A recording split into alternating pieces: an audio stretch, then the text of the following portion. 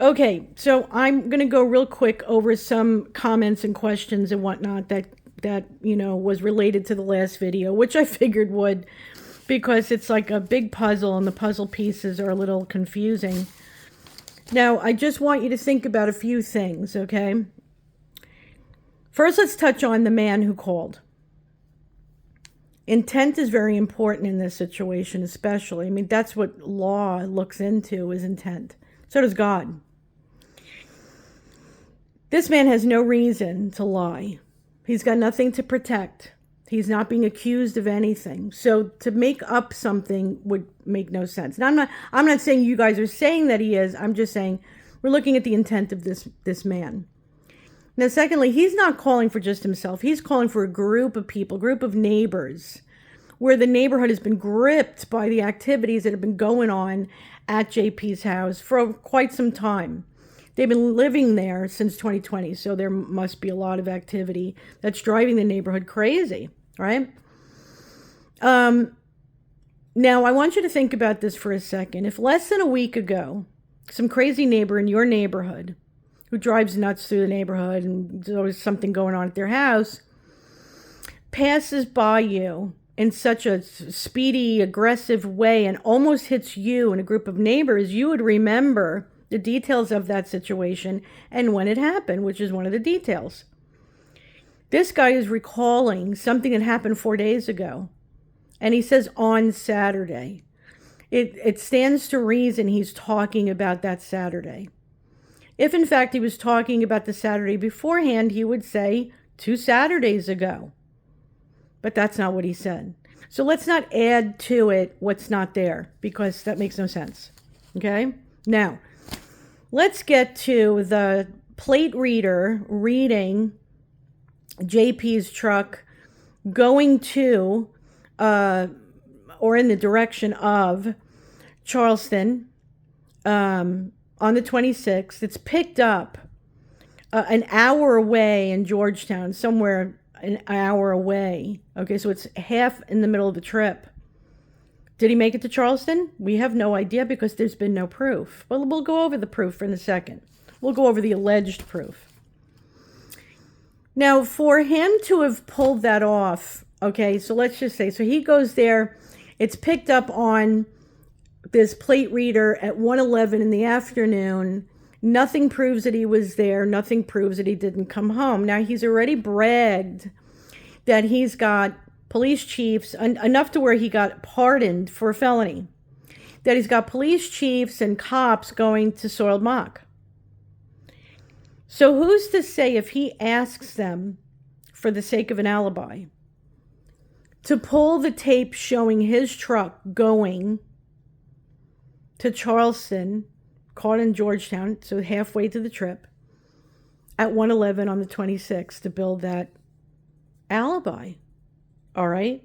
Now you say, well, how does that explain his truck being in Myrtle Beach in the morning when this man says he almost got hit by it? And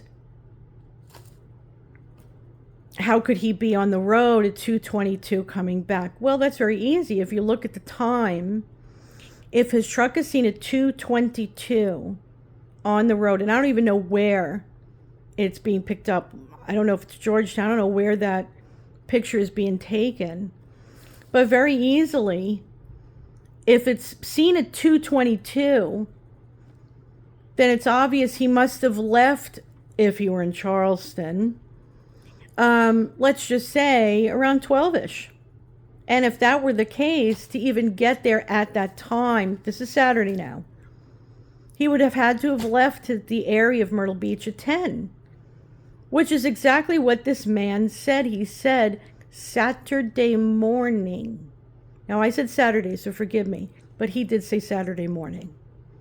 So JP had enough time squealing out of the neighborhood that morning, almost hitting his neighbors, okay, to go up there so that this plate reader picks up his plate. Again, if any of you know where it was at 2:22 when he was coming back, that does help break down the time. But again, for it to even be picked up at 2:22. It could have been any time in the morning. It could have been 8 o'clock in the morning. It could have been 9 o'clock. These are elderly people. They wake up at 6 o'clock in the morning. So it could have been any time of that morning, but he does say Saturday morning. Now, again, his intent, he has no reason to lie. If anything, he's speaking for not only himself, his mom, the neighbors, the mail lady. I mean, the reason why he calls is because of all these young, and he says, I'm sorry, Oriental girls. That's not my wording. You got a problem with Oriental girls, please go talk to the guy who made the call. I didn't say that. I'm going according to what it says. So please keep your drama to yourself. I don't want to hear it. And that's to one person who made that comment on YouTube. Let's talk about why there hasn't been any proof of Charleston. Okay. So somebody had said, well, he said he took a bunch of people out to dinner to Olive Garden that Friday night in Charleston. Okay. Where's that proof? Do you have proof? You don't. None of us do. Because there hasn't been any. See, here's the problem with technology in this story. First of all, any place you go, a gas station, an ATM, even a restaurant, and around the restaurant, there's going to be cameras. And all those cameras will pick up who's taking the money or who's spending that credit card or that ATM. And if it not be JP and someone else was doing this for him to create a distraction and create an alibi, he can't use that information. See, just to give a piece of paper and a receipt, which very easily he could obtain through his credit card statement or his bank statement, a lot of us probably would turn around and go, well, where's the proof that that was you making that purchase? And then people are going to be looking to pull those videos and stuff. And if he doesn't have it, there's no proving. Now, early on, he could have had this. Early on. Because remember, on the same day this guy made the call, May 1st, so did Soiled Mock. The leaders of Soiled Mock made a police report that there was harassing phone calls. So already they were feeling harassed because of what happened with Micah's death and being suspicious. It was only 4 days later. Why didn't you come up with all of this proof to show he was in Charleston, taking people out to dinner, shopping, stopping for gas? His words, not mine. Because he can't. He doesn't have it. And even if someone else was doing those purchases, he can't prove it was him. Now, the truck itself, we've talked about this before, but I guess it needs, bears repeating. The windows are dark. The windows are dark. We don't see who's in that truck. That doesn't mean the neighbors didn't see who got in that truck. Because they're right there. They're there. Okay? Every day they're dealing with this. Every day in their neighborhood. Every time there's a crazy activity, according to what that man said on the 911 call. There's something always going on. And it's crazy. And he's crazy. Saying that he was involved in many things, including trafficking. If you know that JP's got all these people in his pocket, what makes you think that he couldn't pull a plate reading photo of him going up there at 1 o'clock in the afternoon, giving plenty of time to get back?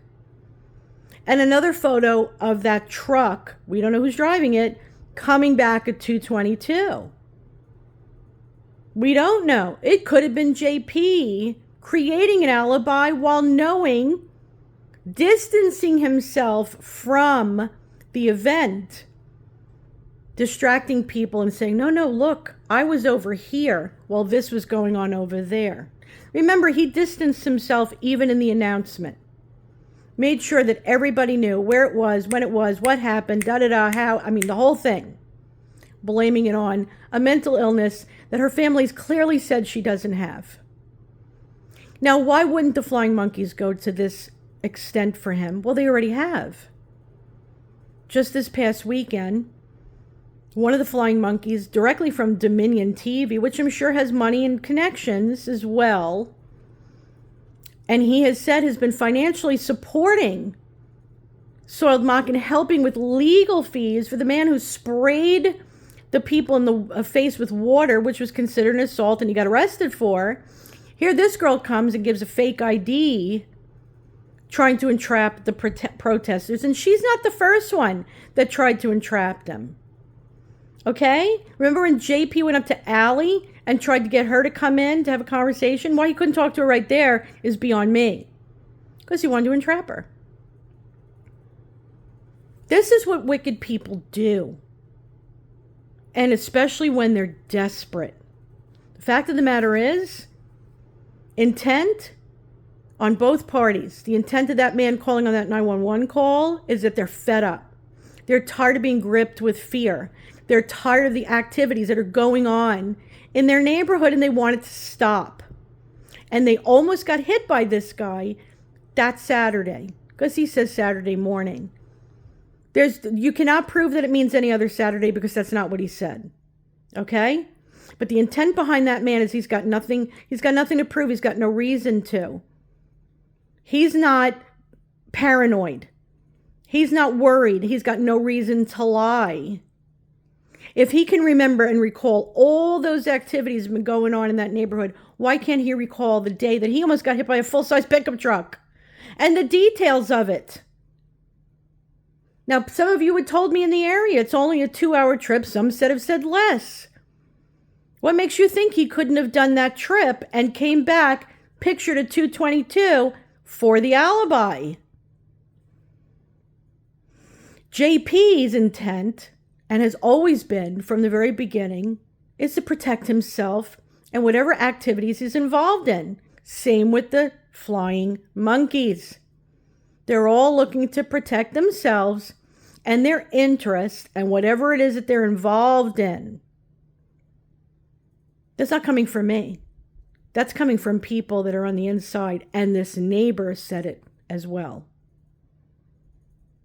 So please think about the whole picture. The whole picture. And think about when you go and you use your credit card or your debit card at a gas station, there's a camera. At an ATM, there's a camera. At a restaurant, there's a camera. Cameras.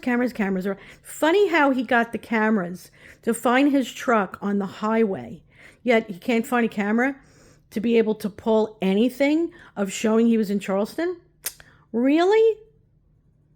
Come on, people, we're not that gullible. He thinks he's smarter than all of us.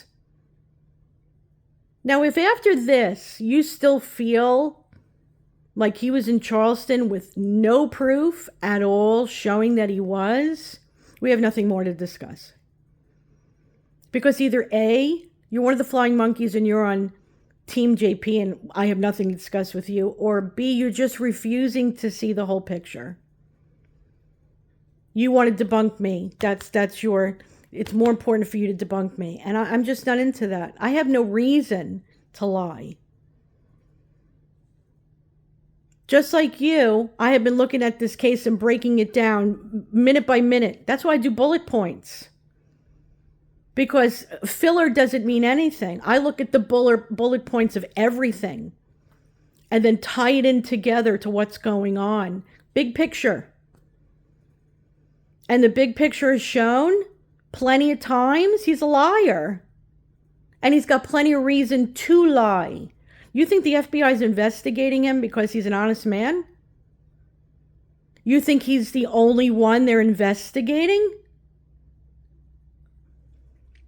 Well, I leave that for you right now. There's your answers to your questions and comments and whatnot.